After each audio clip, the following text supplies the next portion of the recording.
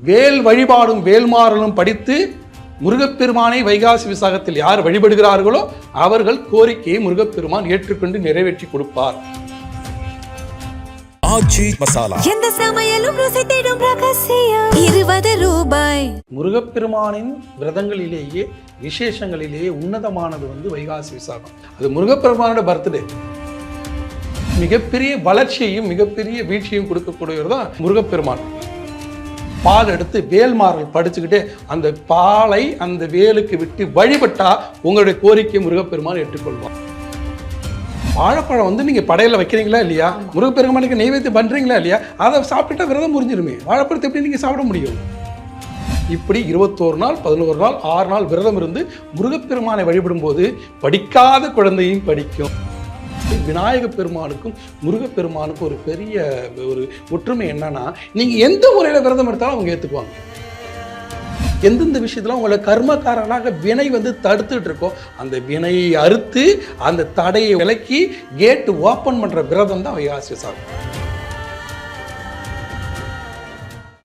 பக்தி கதைகள், பக்தி பாடல்கள் மற்றும் ஆன்மீக சொற்பொழிவுகள் மூலம் உங்கள் ஆன்மாவை தூய்மைப்படுத்துங்கள். இன்றைய ஆலய ஆப்பை டவுன்லோட் செய்யவும். ஆன்மீக கிளிட்ஸ் நேயர்கள் அனைவருக்கும் வணக்கம். இன்னைக்கு நம்மளோட மாந்தி ஜோதிடர் சீதா சுரேஷ் அவர் தான் இணைஞ்சிருக்காங்க. அவர்கிட்ட நிறைய விஷயங்கள் கேட்டு தெரிஞ்சுக்க போறோம். நிகழ்ச்சிக்கு போகலாம். சார் வணக்கம். வணக்கம். எப்படி சார் இருக்கீங்க? இப்போ வைகாசினாலே நமக்கு ரொம்ப நம்மளோட ஃபேவரட்டான விசாகம் முருகர் அப்படின்னு சொல்லிட்டு அது ரொம்ப ஒரு பிரபலமான ஒரு விஷயம்ன்றது நம்ம எல்லாருக்குமே தெரியும் இல்லை சார்? ஸோ இந்த வைகாசி விசாகம் இந்த முருகர் நீங்கள் என்ன விஷயமா எங்களுக்கு சொன்னோன்னு நினைக்கிறீங்க? இன்னைக்கு பொதுவாகவே முருகப்பெருமானின் விரதங்களிலேயே விசேஷங்களிலேயே உன்னதமானது வைகாசி விசாகம். ஏன்னா நம்ம எல்லாருமே என்ன பண்ணோம்னா பர்த்டே ரொம்ப சிறப்பாக கொண்டாடுவோம். ஒவ்வொருத்தருக்கும் பர்த்டேங்கிறது ஸ்பெஷல் தான். அது முருகப்பெருமானோட பர்த்டே, அதனால தான் அவ்வளோ ஸ்பெஷல். சிவபெருமானின் நெற்றிக்கண்ணிலிருந்து 6 தீப்பிழம்புகள் உதிர்த்தன. அந்த 6 தீப்பிழம்புகளும் 6 குழந்தையாக மாறின. அந்த 6 குழந்தைகளையும் பார்வதி தேவி ஒருங்கிணைத்த நாள், ஒரே உருவமாக கொண்டாந்த நாள் இந்த வைகாசி விசாகம். விசாக நட்சத்திரம் என்பதே பார்த்தீங்கன்னா குரு பகவானுடைய நட்சத்திரம். குரு பகவான் என்பவர் பார்த்தீங்கன்னா ஒரு விஷயத்தை தொடங்குறதுக்கு குரு பகவானுடைய பவர் வேணும். நீங்கள் ஒரு ஜாதக நோட்டை எடுத்துகிட்டு போயிட்டு நம்ம என்ன சொன்னாங்க, குருபலம் வந்திருக்கா பாருங்க அப்படின்னு நம்ம சொல்லுவோம். சவுத் சைட்லாம் பார்த்தீங்கன்னா வியாழ நோக்கம் வந்திருக்கா பாருங்க அப்படிம்பாங்க. அப்படி வந்தால் தான் ஒரு காரியத்தை செய்ய முடியும். காரிய சித்தி ஏற்படணும். திருமணம் நடக்கணும், வேலை கிடைக்கணும், குழந்தை பேர், அதே மாதிரி வீடு கட்டணும், அதே மாதிரி வெளிநாட்டு பயணம், எல்லா நல்ல விஷயத்துக்கும் குருபலம் இல்லாமல் செய்ய முடியாது. குரு தான் நல்லவர். அந்த குரு பகவானுடைய நட்சத்திரத்தில் அவதரித்த பெருமான் தான் 6 கரங்கள். மொத்தம் பார்த்தீங்கன்னா அவருக்கு 6 குழந்தையாக வடிவமைச்சாங்க. 1ஆம் 6 குழந்தைக்கும் 12 கரங்கள், 12 கண்கள். அதனால தான் அவர்கிட்ட விரதம் இருந்து பக்தையாக இருக்கும்போது 6 முகத்திலையும் 12 கண்களாலையும் பார்த்து 12 கைகளாலையும் அள்ளி கொடுத்துருவார். அதே சமயத்தில் ஆகாத இடத்துல போய் உட்காந்துட்டார்னா வாரி வழிச்சு ரோட்டில் போட்டுருவார். அவ்வளோ தூரம் மிகப்பெரிய வளர்ச்சியையும் மிகப்பெரிய வீழ்ச்சியையும் கொடுக்கக்கூடியவர் தான் முருகப்பெருமான். ஏன் நம்மளுடைய தமிழ் கடவுளாக அவர் இருக்கார் அப்படின்னா, முருகப்பெருமானுடைய காரகத்துவம் அப்படிங்கிறது செவ்வாய். நவகிரகங்கள்ல செவ்வாய் முருகப்பெருமானுடைய காரகத்துவம். அந்த செவ்வாயுடைய ஆளுமை பெற்ற தேசம் தான் நம்ம தமிழ்நாடு. அதனால தான் நமக்கு ஒரு முருகப்பெருமான் கடவுளாக இருக்கிறார். அது நம்ம செய்த பாக்கியம். அதனால முருகப்பெருமானுடைய தேசமா இருக்கிற இந்த தமிழகத்தை எந்த விதத்திலையும் அழித்து விடலாம் முடியாது. அழிக்கணும்னு நினைச்சா அவங்க அழிஞ்சு போவாங்க. அதுதான் வரலாறு. இந்த சூழல்ல இந்த ஒவ்வொரு மாசமும் பார்த்தீங்கன்னா தமிழ் மாதங்கள் ஒவ்வொரும் ஒரு சிறப்பு. அந்த தமிழ் மாதங்களுடைய சிறப்புகளை எப்படி எடுத்துக்கலாம்னா, வரக்கூடிய பௌர்ணமி எந்த நட்சத்திரத்தில் இருக்கோ அதை நம்ம கொண்டாடுவோம். சித்திரை மாதம் வரக்கூடிய பௌர்ணமி சித்திரை நட்சத்திரத்தில் இருக்கும், அதனால சித்ரா பௌர்ணமி. வைகாசி மாதம் வரக்கூடிய விசாகத்தில் இருக்கும். ஒவ்வொரு மாசமும் பார்த்தீங்கன்னா எந்த நட்சத்திரத்தில் பௌர்ணமி இருக்கிறதோ அதை வைத்து அந்த பண்டிகை கொண்டாடுவோம். ஆனால் வைகாசி மாதம் பார்த்தீங்கன்னா முருகப்பெருமானின் அந்த அவதார திருநாளாக இருக்கக்கூடிய விசாக நட்சத்திரத்தில் தான் பௌர்ணமி தோணுது. அதனால அது வைகாசி சிறப்பு பெறுது. இதுல என்ன ஒரு பெரிய சிறப்புன்னா, எந்த ஒரு காரியத்தை தொடங்கினாலும் குரு பலம் வேணும் இல்லையா, அதே மாதிரி எந்த ஒரு காரியத்தை செயல்படுத்தினாலும் செவ்வாய் பலம் வேணும். எந்த ஒரு காரியத்தை தொடங்குவது குருபலம் வேணும், எந்த ஒரு காரியத்தை செயல்படுத்துறது செவ்வாய் பலம் வேணும். அப்ப குருவாக இருக்கக்கூடியது குருபாவோட நட்சத்திரம் விசாகம், அதை செயல்படுத்தக்கூடியது முருகப்பெருமான். அப்ப செவ்வாயும் குருவும் சேர்ந்த அமைப்பு தான் வைகாசி விசாகம். அடடா. அதனால வந்து அவ்வளவு சிறப்பு வாய்ந்த அந்த நாள் வந்து முருகப்பெருமானன் பர்த்டே.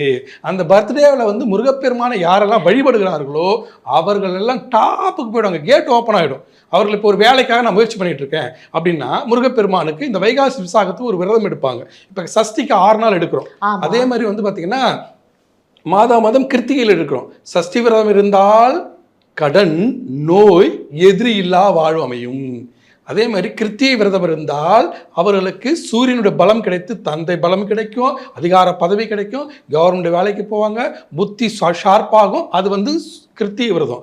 நீங்கள் விசாகத்தில் விரதம் இருந்தால், விசாகம் என்பது குரு என்பது அறிவு ஞானம். குழந்தைகள் நல்லா படிப்பாங்க. அதே மாதிரி இந்த படிப்பை வந்து அப்ளை பண்ணி வேலைக்கு போவாங்க. இது எல்லாமே இந்த விசாகத்தோடைய மகிமை. இந்த விசாக விரதம் இருக்கிறதுல ஒரு சிறப்பு உண்டு. எப்படின்னா ஒரு சில நாள் வந்து பார்த்தீங்கன்னா 6 நாளுக்கு முன்னாடி விரதம் இருப்பாங்க. அதுக்கடுத்து பார்த்தீங்கன்னா 11 நாளுக்கு முன்னாடி விரதம் இருப்பாங்க. அதுக்கடுத்து வந்து பார்த்தீங்கன்னா 21 நாள் விரதம் இருப்பாங்க. இப்படி 21 நாள் 11 நாள் 6 நாள் விரதம் இருந்து முருகப்பெருமானை வழிபடும் போது படிக்காத குழந்தையும் படிக்கும். சார் எனக்கு இங்க ஒரு கேள்வி வருது சார். இப்போ மற்ற கடவுள்களுக்கெல்லாம் நம்ம இருக்க போற விரதம்ன்றது வந்து இப்போ வைகுண்ட ஏகாதசி ஆகட்டும் இல்லை சிவராத்திரி ஆகட்டும், சரி மேக்ஸிமம் அந்த 1 நாள் இல்லை 1.5 நாள் அந்த நாட்கள் மட்டும் தானே சார் நம்ம இருக்கோம். ஆனா முருகப்பெருமானுக்கு மட்டும் இல்லை சார், மினிமம் வந்து அந்த ஆட் நம்பர்ஸ்ல 11 days 21 days 20 இந்த மாதிரி 6 நாட்கள் அப்படின்றது மட்டும் ஏன் சார் அந்த மாதிரி? ஏன்னா முருகப்பெருமான் வந்து பார்த்தீங்கன்னா நீங்களே வச்சுக்கோங்களேன், உங்களை வந்து ஒருத்தர் அதிகமாக உங்கள் குழந்தைய உங்கள் மேலே ரொம்ப பாசமாக இருந்தால் நீங்கள் என்ன பண்ணுவீங்க? அவங்களுக்காக என்ன வேணாலும் செய்வீங்க இல்லையா? அதே மாதிரி முருகப்பெருமானுக்காக அதிக நாட்கள் விரதம் எடுக்கும்போது அவனை பற்றியும் நம்ம சிந்திக்கிறோம், நம்மளை பற்றியும் சிந்திக்கிறோம். அப்படிங்கும்போது நம்மளை ஒழுங்குபடுத்தி கொடுத்துருவார், அறிவை கொடுத்துருவார். அதனால தான் அறிவை கொடுக்கக்கூடிய விரதம், அந்த அறிவை ஆற்றலாக மாற்றக்கூடிய விரதம். அறிவை கொடுக்கக்கூடிய கிரகம் குரு, ஆற்றலாக மாற்றக்கூடிய கிரகம் செவ்வாய். இந்த ரெண்டும் சேர்ந்த நாள் தான் விசாக விரத நாள். அப்போ நீங்கள் என்ன பண்ணணும்னா 6 நாள் 11 நாள் 21 நாள். 6 என்பது சுக்கிரன் ஆக்டிவேட் பண்ணணும், 11 என்பது சந்திரன் ஆக்டிவேட் பண்ணணும், 21 என்பது குருவை ஆக்டிவேட் பண்ணணும். அப்போ இது எல்லாம் சேர்ந்துச்சுன்னா செவ்வாய் பலத்தோடு சேர்ந்துருமா, சுக்கிரன் ஆக்டிவேட் ஆயிடுச்சுன்னா வாகன பெருக்கம் ஏற்படும், வீடு மண்மனை யோகம் ஏற்படும், நல்ல சௌரியமான வாழ்க்கை அமையும். அதுமாதிரி சந்திரபலம் இருக்குது ஸ்பீடு, சந்திரபலம் வந்து செயலாக்கம், அதே மாதிரி குருபலம் என்பது அறிவு. இது எல்லாம் சேர்ந்த அமைப்பு தான் இந்த விரத நாள். இப்போ இந்த வருடத்தை பொறுத்தவரை அப்படின்னா இந்த வருடம் வந்து பார்த்தீங்கன்னா வரக்கூடிய மே மாதம் 29ஆம் தேதி மதியத்திலேருந்து விசாகம் ஆரம்பிச்சிருது. பௌர்ணமி வந்து பார்த்தீங்கன்னா அடுத்த நாள் 30ஆம் தேதி தான் ஆரம்பிக்குது. அப்போ நம்ம மதியத்திலேருந்தே கூட விரதம் எடுத்துக்கலாம். அப்போ விரதம் எடுக்கணும்னா 21 நாளைக்கு முன்னாடி விரதம் இருக்கு இல்லையா? அப்போ மே மாதம் 9ஆம் தேதி ஆரம்பிச்சிடணும் விரதம். 21 நாள் விரதம் இருக்கிறவங்க, இல்லை 11 நாள் தான் நான் விரதம் இருக்கேன் அப்படின்னா மே மாதம் 19ஆம் தேதி ஆரம்பிச்சிடணும். இல்லை நான் 6 நாள் விரதம் இருக்கேன் அப்படின்னா மே மாதம் 24ஆம் தேதி ஆரம்பிச்சிடணும். இல்லை எதுவுமே முடியல, நான் 1 நாள் இருந்தால் போதும் அப்படின்னா அன்னைக்கு மட்டும் கரெக்டாக 29ஆம் தேதி முடிஞ்சு 30ஆம் தேதி விரதம் எடுத்தால் போதும். 30ஆம் தேதி பௌர்ணமி, 29ஆம் தேதி மதியத்திலேருந்து விசாக நட்சத்திரம் ஆரம்பிச்சிடுது. இந்த சாரி, இப்போ நீங்கள் இந்த விரத நாட்கள் இப்போ இத்தனை நாள் இருக்கணும் அப்படின்றதெல்லாம் நீங்கள் சொல்கிறீங்க. விரதம்ன்றது எப்படி இருக்கணும், எப்படி எடுக்கணும் அப்படின்றத இங்கே பாதி பேருக்கு வந்து குழப்பமாக இருக்குது. சில பேர் வந்து காலைல நான் டிஃபன் மட்டும் சாப்பிட்டுக்கலாமா, இப்போ வந்து சில பேர் வயசானவங்க இருப்பாங்க, சின்ன குழந்தைங்க இருப்பாங்க, இல்லை உடம்பு சரியில்லாமல் இருப்பாங்க, ஆனால் எப்படியாவது இந்த விரதம் இருக்கணுன்ற ஆசைப்படுறவங்க இருப்பாங்கல்ல. அப்படி விரதம் இருக்க முடியாதவங்க, இல்லை விரதம் இருக்கணும்னு நினைக்கிறவங்க, இல்லை மாதவிடாய் வந்துடும் 3 நாள் அந்த பெண்களுக்கு, அந்த டைமில் இதெல்லாம் மனசில் வச்சுட்டு இந்த விரத முறையை நீங்கள் சொல்ல முடியும்? இந்த விரத முறையை பொறுத்தவரை இப்போ ஆண்கள் 21 நாள் எடுத்துக்கலாம், பெண்கள் மாதவிடாய் நாட்கள் போய் இருக்கிறவங்க 21 நாள் எடுத்துக்கலாம், இல்லைன்னா 11 நாள் எடுத்துக்கலாம், அந்த மாதவிடாய் கணக்கு பண்ணி. அதே மாதிரி குழந்தைகளுக்கு 6 நாள் கொடுக்கலாம். இந்த விரதத்தை பொறுத்தவரை அமுல் பேபி, அதாவது விநாயக பெருமானுக்கும் முருகப்பெருமானுக்கும் ஒரு பெரிய ஒரு ஒற்றுமை என்னன்னா, நீங்கள் எந்த முறையில் விரதம் எடுத்தாலும் அவங்க ஏற்றுக்குவாங்க. அங்கே தூய்மையான அன்பு மட்டும் தான் முக்கியம். எனக்கு வந்து உடல் பாதிப்பு இருக்குது, எனக்கு ஏஜ் ஆகிடுச்சு, ஆனால் அந்த விரதம் எடுக்கணும்னு நினைக்கிறேன், அந்த விரதத்தின் மூலியமாக என்னுடைய பேரக்குழந்தையோட நான் சந்தோஷமாக இருக்கணும், பேரக்குழந்தையோட வாழணும்னு நினைக்கிறவங்க இந்த விரதம் எடுக்கலாம். பேரக்குழந்தையோட சந்தோஷமாக இருக்கணும். ஏன்னா பேரக்குழந்தை பிரிஞ்சிருப்பாங்க, வயதான காலத்தில் பேரக்குழந்தை பிரிஞ்சிருப்பது போல ரணம் வேறு எதுவே இல்லை. அப்போ விரதம் இருந்தால் அந்த பேரக்குழந்தையோட வாழக்கூடிய வாய்ப்பை முருகப்பெருமான் தருவார். அப்போ என்ன பண்ணாலும் அவங்களுக்கு ஒரு சுகரே இருக்கா ஒன்றும் கவலைப்பட வேணாம். அவங்க என்ன உணவு சாப்பிட்றாங்களோ காலையில் எழுந்திரிச்சு குளிச்சுட்டு, அப்படி குளிக்க முடியல குளிச்சா கூட சிக்கா இருக்குது அப்படின்னா தலையில் தண்ணி தெளிச்சுட்டு முருகப்பெருமானை வழிபட்டு விட்டு அவங்க என்ன சாப்பிட்றாங்களோ அதை நெய்வேத்தியமாக முருகப்பெருமானுடைய படத்துக்கு முன்னாடி வச்சுட்டு நீங்கள் வந்து பிரார்த்தனை பண்ணிட்டு சாப்பிட்டா போதும். நீங்கள் வந்து தீபம் தான் ஏற்றணுங்கிறதுல அவங்களுக்கு என்ன முடியுமோ இல்லை என்னால் செஞ்சா மட்டும் ஆமாம் அவர்கள் ஆவகனம் செஞ்சால் மட்டுமே போதும். இல்லை என்னால் ஃபுல் படையல் போட முடியும் அப்படின்னா காலையிலேருந்து உபவாசமாக இருந்து மாலை பொழுதில் நீங்கள் படையலிட்டு வழிபட்டுக்கலாம். இல்லை எனக்கு வந்து பார்த்தீங்கன்னா பால் பழம் மட்டும் நான் சாப்பிட்டுக்கிறேன் அப்படின்னா பால் பழம் மட்டும் சாப்பிட்டுக்கலாம். காலையில் பால் பழம் மட்டும் சாப்பிடலாம், வாழைப்பழம் சாப்பிடக்கூடாது. இதுதான் முக்கியமானது. எல்லாருமே என்ன பண்ணுவாங்கன்னா வாழைப்பழத்தை விரதத்தில் சேர்த்துக்குவாங்க. அது அப்படி இல்லை. வாழைப்பழம் நெய்வேத்தியமாக நீங்கள் வந்து படையலில் வைக்கிறீங்கல்ல, அதை நீங்கள் சாப்பிட்டா விரதம் முடிஞ்சிடாதா? இது பல பேருக்கு தெரியாத உண்மை. வாழைப்பழம் வந்து நீங்கள் படையில் வைக்கிறீங்களா இல்லையா, முருகப்பெருமானுக்கு நெய்வேத்தியம் பண்ணுறீங்களா இல்லையா, அதை சாப்பிட்டுட்டா விரதம் முடிஞ்சிருமே. வாழைப்பழத்தை எப்படி நீங்கள் சாப்பிட முடியும்? அதுலேயும் செவ்வாழைப்பழம் என்பது முருகப்பெருமானுக்கு உகந்தது. செவ்வாழைப்பழம், பச்சை பழம் இருக்கு இல்லையா, பச்சைலாடம், இதெல்லாம் வந்து முருகப்பெருமானுக்கு உகந்தது. முழுக்கவே செவ்வாழைப்பழம். அப்போ நீங்கள் என்ன பண்ணணும், வெறும் பழங்களை மட்டும் சாப்பிட்டு செவ்வாழைப்பழத்தை மாலை பொழுதுல எப்பொழுதுமே இந்த விரத முறையில் ரொம்ப அழட்டிக்கவே கூடாது. என்ன ஒன்றுன்னா, விரத முறை உங்களால் எப்படி முடியும், ஃபுல்லாக விரதம் இருக்க முடியும்னா இருந்துக்கலாம். இல்லை என்னால் ஃபுல்லாக இருக்க முடியல அப்படின்னா பழம் சாப்பிட்டுக்கணும்னா பழம் சாப்பிட்டுக்கலாம். இல்லை அதுவும் சாப்பிட முடியாது, நான் காலையில் இட்லி சாப்பிட்டுக்கிறேன், மதியம் நான் வந்து சாப்பாடு சாப்பிட்டுக்கிறேன் அப்படின்னாலும் இருக்கலாம். அது எப்படி இருக்கணும்னாலும் இருக்கலாம். ஆனால் ஒன்றே ஒன்று தான், அந்த படையலில் வருது இல்லையா, படையலில் வரும்போது சாதம் சமைச்சு வச்சு சமைக்கிறோம் இல்லையா, அதுதான் விரதத்துடைய ஹைலைட். அப்போ நீங்கள் விரதம் வந்து இப்போ மதியம் நீங்கள் வந்து சாதம் வச்சு சமைச்சிட்டிங்கன்னா அதோட விரதம் முடிஞ்சு போச்சு. காலை விரதம் மட்டும் தான் கணக்கு. இல்லை காலையில் நான் இட்லி சாப்பிட்டுக்கிட்டேன், மதியம் நான் வந்து வேறு ஏதோ ஒரு தோசை சாப்பிட்டுக்கிட்டேன், ஈவினிங் தான் நான் படையல் வைக்கிறேன் அப்படின்னா அதான் கணக்கு. அப்போ நீங்கள் ஃபுல் டே விரதம் அர்த்தம். அப்படி படையல் வைக்கும்போது அந்த இந்த காலகட்டம், அதாவது நீங்க என்ன சொல்றீங்கன்னா, நான் எந்த நேரத்துல படையல் வைக்கிறனோ அந்த நேரத்தோட அந்த விரதம் முடிஞ்சிருச்சு அப்படின்னு அர்த்தம். அது காலையில இல்ல மத்தியானம் எதுவா இருந்தாலும் அந்த படையல்ல சாதம் வச்சுட்டீங்கன்னாவே விரதம் முடிஞ்சு போச்சு அப்படின்னு தான் அர்த்தம். சாதம் ஒன்று. ரெண்டாவது அதில் வாழைப்பழம் வச்சு நைவேத்தியம் பண்ணிட்டாலும் முடிஞ்சிச்சு. வெத்தலை பார்க்க வாழைப்பழம் வச்சு. இது எல்லாத்தையும் மீறிய ஒரு விஷயம் என்ன அப்படின்னா, நம்ம வந்து படையல் வைக்கிறோம் இல்லையா, படையல் வைக்கும்போது இது அந்தந்த சீசனில் என்ன கிடைக்குமோ, இதுக்காக வந்து அல்டிக்கெல்லாம் தேவையில்லை. இப்போ வந்து மல்லிகைப்பூ கிடைக்குன்னா மல்லிகைப்பூ வாங்கிக்கலாம். இப்போ வந்து மாம்பழம் கிடைக்கும், பலாப்பழம் கிடைக்கும். எப்போதுமே ஆமாம், எப்போதுமே என்ன விரதம் நீங்கள் வந்து விநாயகர் சதுர்த்தி எப்போ பார்த்தீங்கன்னா வந்து முக்கியமாக வந்து நாவப்பழம் கிடைக்கும். அந்த மாதிரி அந்த சீசனுக்கு தகுந்த மாதிரி தான் நம்மளுடைய இந்து கடவுள்களை வடிவமைத்தார்கள். அப்போ இந்த சீசனில் என்ன கிடைக்குதோ அதை வாங்கிட்டு வந்து அதை அப்படியே இறைவன் ஏற்றுக்கொள்வார். எந்த தெய்வம், அது விநாயகராக இருக்கட்டும், முருகராக இருக்கட்டும், சிவனாக இருக்கட்டும், எந்த தெய்வமாக இருந்தாலும் அப்போ என்ன கிடைக்குதோ அதை வாங்கிட்டு வந்து, ஏன்னா கண்ணப்பனார் என்ன பண்ணார்னா அவர் கரியே வச்சு படைச்சார், அதை சிவபெருமான் ஏற்றுக்கொண்டார். ஏன்னா அந்த பக்தி பெருசா, அவர் படைச்ச அந்த பொருள் பெருசா அப்படின்னா பக்தி தான் பெருசு. அதே போலதான் நம்மளுடைய இறைவன் எல்லாருமே என்னன்னா, நாம படைக்கிற அந்த அன்பு தான் பெருசு, அந்த பக்தி தான் பெருசு. அந்த பக்தியோட நீங்க சமர்ப்பிக்கிற எல்லாத்தையுமே அவங்க ஏத்துக்குவாங்க. அப்படி ஏத்துக்கிட்டு நம்ம அந்த படையலை செய்யும் போது அவர்கள் முழுமையாக ஏற்றுக்கிட்டு அந்த முருகப்பெருமான் நமக்கு அந்த அருளாசியை வழங்கி விடுவாரு. உண்மையாவே ரொம்ப அழகா இந்த விரத முறைகளை வந்து சொல்லியிருக்கீங்க. எல்லாருக்குமே இப்போ ஒரு கிளாரிட்டியும் ஒரு தெளிவும் கிடைச்சிருக்கு. இப்போ எனக்கு இன்னொரு கேள்வி என்னன்னா, இப்போ முருகர் பெருமார் அப்படின்னு சொல்லும்பொழுது அவர்கிட்ட நம்ம இந்த மாதிரி தான் வந்து வேண்டுதல்கள் இல்ல இப்படிதான் அவரை வந்து வழிபாடு பண்ணணும் அப்படின்னு ஏதாவது இருக்கா? இல்ல, அதுல ரெஸ்ட்ரிக்ஷன் ஒவ்வொன்றுக்கும் ஒரு கணக்கு இருக்கு. வைகாசி விசாகத்தை பத்தி நம்ம பேசிட்டு இருக்கிறதுல அதை தான் சொல்றேன். வைகாசி விசாகத்துல மிக முக்கியமானது வந்து பாத்தீங்கன்னா வேலை, குழந்தை பேரு, அதே மாதிரி வீடு கட்டுறது. எந்தெந்த விஷயத்துல உங்களுக்கு தடை இருக்கோ, எந்தெந்த விஷயத்துல உங்களை கர்மக்காரனாக வினை வந்து தடுத்துட்டு இருக்கோ, அந்த வினையை அறுத்து அந்த தடையை வந்து விலக்கி கேட்டு ஓப்பன் பண்ற விரதம் தான் வைகாசி விசாகம்.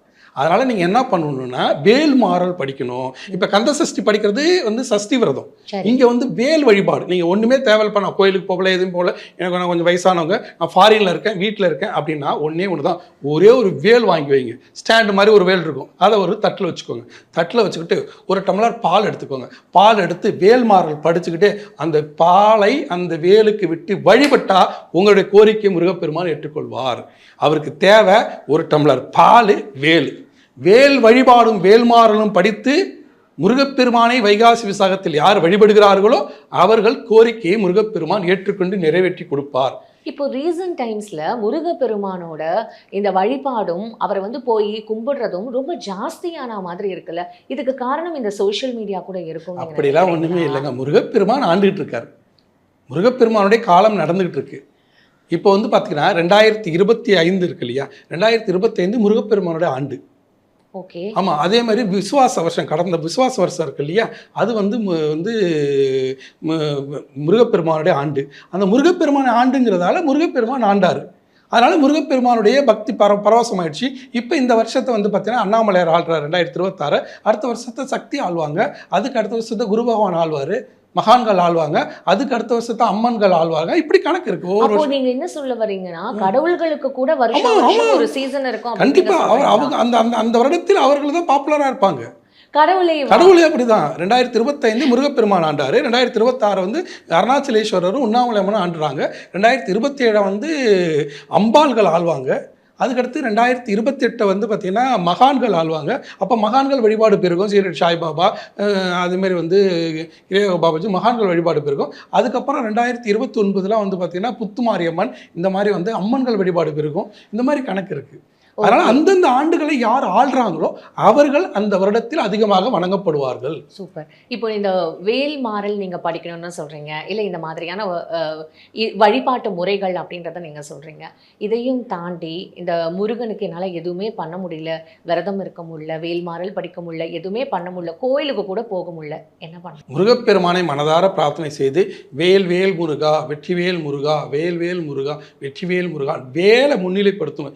வேல் என்பது உங்கள் வினைகளை அறுப்பது. வேல் என்பது வந்து பார்த்தீங்கன்னா சூரசம்ஹாரம் செய்வது. உங்களுடைய கர்ம வினை, இப்போ சஞ்சித கர்மா, ஆகாமி கர்மா, பிராப்த கர்மா அப்படின்னு கர்ம வினைகள் இருக்கு இல்லையா, அந்த கர்ம வினைகளால் உங்களுடைய வெற்றி தடுக்கப்படும், உங்களுடைய செயலாக்கம் தடுக்கப்படும். ஒரு வேலை கிடைக்காது, ஒரு குழந்தை பேர் இருக்காது, திருமணம் நடக்காது, ஒரு வருமானம் கெட்டு போயிடும், வீடு கட்ட முடியாது, இப்படி தடைகள் எல்லாமே இருக்கும். அந்த தடைகளை அறுக்கும் திறன் பெற்றது வேல்.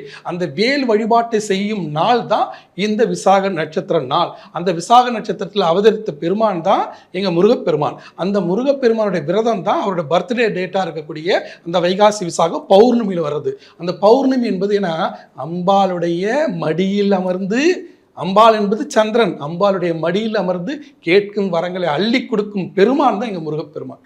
அவர் மடியில் உட்காந்துட்டு நீங்கள் கேட்குறதெல்லாம் கொடுப்பாரு. அந்த சந்திரனாக இருக்கிற பௌர்ணமி அம்பாள், அந்த நேரத்தில் விசாக நட்சத்திரமாக இருக்கிறது அறிவுள்ள முருகப்பெருமான் செவ்வாய் காரகத்துவமாக அவர் மடியில் உட்காந்துக்கிட்டு நம்ம கேட்குற வரத்தெல்லாம் கொடுப்பார். அப்போ நமக்கு இருக்கிற வினைகள்லாம் வேளால் அறுத்துருவார். அப்போ வேல் வழிபாட்டை செய்யும்போது, வேல்மாறல் படிப்பது, வேல் வழிபாடு செய்வது, வேலுக்கு பாலாபிஷேகம் செய்கிறது, முருகப்பெருமானுக்கு பாலாபிஷேகம் செய்கிறது எல்லாமே வைகாசி விசாகத்தோட சிறப்பு. வைகாசி விசாகத்தில் பாலாபிஷேகம் செய்தால் அவ்வளோ சிறப்பு. இதில் இன்னொரு அபிஷேகமும் இருக்குது.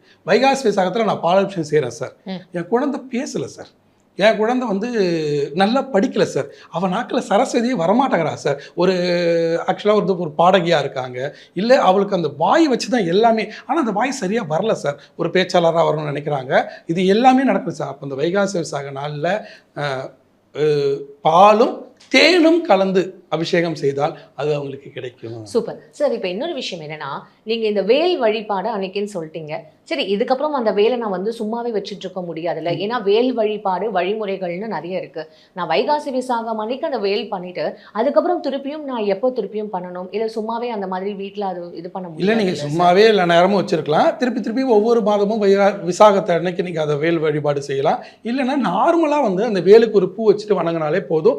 அதுக்கு அபிஷேகம் பண்ணணும் அதெல்லாம் அவசியமே இல்லை. அன்னைய நாளில் அபிஷேகம் பண்ணி ஆகும். சரி, அன்னைய நாளில் அபிஷேகம் பண்ணணும். நீங்கள் அபிஷேகம் பண்ணி பலன் பெற்ற பிறகு நீங்கள் பலன் பெற்றுவீங்க. அபிஷேகம் பண்ணாலே கண்டிப்பாக பலன் கிடைக்கும். பலன் கிடைச்ச பிறகு உங்கள் கை சும்மா இருக்காது, மனம் சும்மா இருக்காது. கண்டிப்பாக அடிக்கடி அந்த வேல் வழிபாடு செய்வீங்க, வேல்மாறல் படிப்பீங்க. வேல்மாறல் படிக்கும்போது வினைகள் அறுக்கப்படும். வேலுக்கு பாலாபிஷேகம் செய்யும்போது அந்த செயலாக்கம் நடைபெறும். அதுக்கு வேலுக்கு தேன் அபிஷேகம் செய்யும்போது அவர்கள் வாக்கில் சரஸ்வதி ஏறி நின்று முருகப்பெருமான் அருளாசியோடு நமக்கு வாழ்க்கையை கொடுப்பார்கள். இதுதான் அந்த வைகாசி விசாகத்துடைய ஹைலைட்ஸ். கடைசியாக ஒரே ஒரு கேள்வி. இப்போ இந்த செவ்வாய்க்கிழமை முருகருக்கு வெத்தலையில வச்சு 6 விளக்கு ஏத்துறது அப்படின்றது திடீர்னு இப்போ எல்லாருமே அதை பண்ண ஆரம்பிச்சிட்டாங்க. ஸோ அது எப்படி சார்? அதை பற்றி பொதுவாகவே வெற்றிலை என்பது எப்போ வந்தது, வெற்றிலையுடைய பயன்பாடு எப்போ வந்தது அப்படின்னா, சீதா பிராட்டி ஆஞ்சநேயருக்கு கொடுத்தது அந்த வெற்றி மாலை வெற்றிலை. அந்த வெற்றிலையில விளக்கேற்றும் என்பது வெற்றியை கொடுப்பதற்காக செய்கிறது. அது ஒன்றும் தவறு ஒன்றும் இல்லை, ஆனால் செய்யணுங்கிற கட்டாயம்லாம் ஒன்றுமே இல்லை. நீங்கள் வெற்றிலையில பார்த்தீங்கன்னா ஆஞ்சநேயருக்கு வெற்றிலை மாலை நம்ம போடுறோம் இல்லையா, அதே மாதிரி முருகப்பெருமானுக்கு வெத்தலை மாலை போடுறது வழக்கம் இல்லை. ஏன்னா வெறும் முருகப்பெருமான் ஏற்கனவே கோவக்காரர். வெத்தலை என்பது வெற்றிக்கான இலை, அது இன்னும் கோவத்தை தூண்டி விடுறது. அப்போ ஸ்பீடு நீ ஏன் நம்ம செயலை செய்யலை நம்ம மேலே கோவப்படுவார். அதனால வெத்தலை மாலை முருகனுக்கு போடுற வழக்கம் இல்லை. அதுக்கு பதிலாக நம்ம என்ன பண்ணோம்னா, அந்த செயலை ஸ்பீடாக செய்கிறதுக்காக வெற்றிலை 6 வெற்றிலையில் நம்ம விளக்கு வச்சு ஏற்றுறோம். அது ஒன்றும் தவறு இல்லை. அந்த நடைமுறை வந்தது சிறப்பு தான். அது முருகப்பெருமான் ஏற்றுக்கொள்ள ஒரு முருகப்பெருமான் வழிபாட்டில் அது ஒன்று தான். ஓகே, எல்லாராலையுமே முருகனை போய் கும்பிட முடியுமா, இல்லை முருகன் நினைச்சாதான் முருகனையே கும்பிட முடியும்? ஒன்றே ஒன்றுதாங்க, அது சிவபெருமானுடைய பக்தர்கள் இருக்காங்கல்ல, சிவபெருமானுடைய பக்தர்கள் தான் அவன் தாழ் பணிந்து அவன் அப்படின்னு சொல்லுவாங்க. அது சிவபெருமானுக்கு தான். முருகப்பெருமானுக்கு அது கணக்கே இல்லை. முருகப்பெருமானும் விநாயக பெருமானும் அப்படின்னா எந்த இடத்துல உட்கார்ந்து அமர்ந்து எனக்கு ஏதோ ஒரு கஷ்டம் முருகான்னு கத்தினீங்கன்னா வந்துருவார். இந்த ஒரு எனக்கு ஒரு கஷ்டம், விநாயகான்னு கத்துனா வந்துருவாங்க. விநாயகப் பெருமானும் முருகப்பெருமானும் அந்த சிவபெருமானுடைய கோட்பாட்டுக்குள்ள வராத ஒரு தெய்வங்கள். அதனால முருகப்பெருமானை வழிபடுவதற்கு அவன் நினைக்கணும், நீ நினைக்கல, நீ நினைத்தால் போதும். சிவபெருமானுக்கு மட்டும்தான் அவன் நினைச்சாதான் நீங்க கும்பிட முடியும். ஆனா முருகப்பெருமானுக்கு அப்படி இல்லை. நான் நினைச்சா என் முருகனை கும்பிட்டு எப்போனாலும் கும்பிட்டுக்குவேன். நீங்கள் நினைத்தால் முருகன் வந்துருவார், அவ்வளவுதான். நீங்கள் நினைத்தால் விநாயகர் வந்துருவார். விநாயகருக்கு முருகனுக்கு அந்த ரெஸ்ட்ரிக்ஷன் இல்லை, அந்த கட்டுப்பாடு இல்லை. உண்மையாவே முருகரை பத்தி நிறைய விஷயங்கள் வந்து இன்னைக்கு பேசுறது மட்டும் இல்லாம நிறைய இந்த முக்கியமா இந்த விரதத்தோட அந்த மகிமையும் அதோட வழிபாடு முறைகளும் நாங்க நிறைய தெரிஞ்சுக்கிட்டோம் சார். ரொம்ப அழகா எங்களுக்கு எக்ஸ்பிளைன் பண்ணீங்க. எங்க பக்தர்களுக்கு ரொம்ப சந்தோஷப்பட்டிருப்பாங்க. எல்லாருமே வைகாசி விசாகத்தை இப்போதேருந்து கொண்டாட ஆரம்பிச்சுவாங்க விரத முறைகளை நான் நம்புறேன் சார். ரொம்ப அழகா எக்ஸ்பிளைன் பண்ணீங்க. உங்க நேரத்துக்கு ரொம்ப நன்றி சார். நன்றி. ஆச்சி மசாலா. எந்த சமையலும் ருசி தேடும் ரகசியம் 20 ரூபாய். பக்தி கதைகள், பக்தி பாடல்கள் மற்றும் ஆன்மீக சொற்பொழிவுகள் மூலம் உங்கள் ஆன்மாவை தூய்மைப்படுத்துங்கள். இன்றைய ஆலய ஆப்பை டவுன்லோட் செய்யவும்.